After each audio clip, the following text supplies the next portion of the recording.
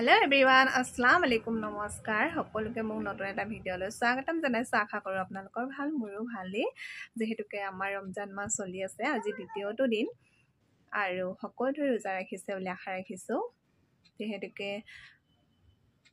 ময়ো আজি কুৰান শৰীফ নামাজ পঢ়ি উঠিলো উঠি আজি হেতুকে আপোনালোকৰ লগত মই সদায় জড়িত হে ভাবিছো সৰু বস্তু এটা লোৱা হৈছে হে ভাবিছো আপোনালোকক অকমান দেখাও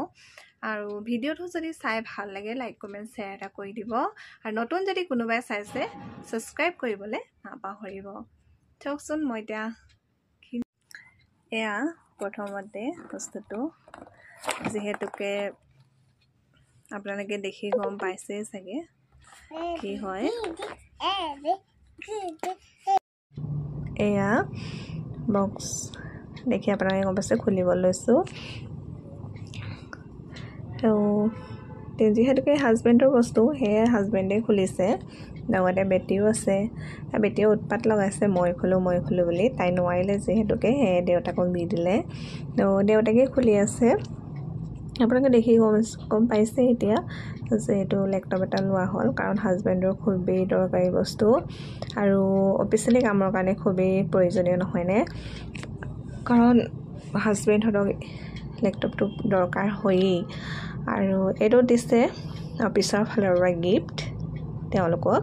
আৰু এই দেখিছেনে ইমান ধুনীয়াকৈ ফল হৈ গৈছে ফল্ডিং কৰিবলৈও পাৰি আৰু যেহেতুকে এটো স্ক্ৰিন টাচ হয়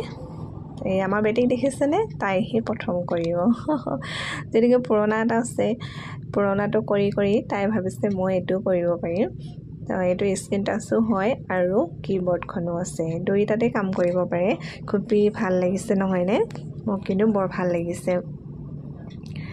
এয়া অন কৰি দিছে দেখিছেনে আজি অকমান দেখা দিছে আপোনালোকক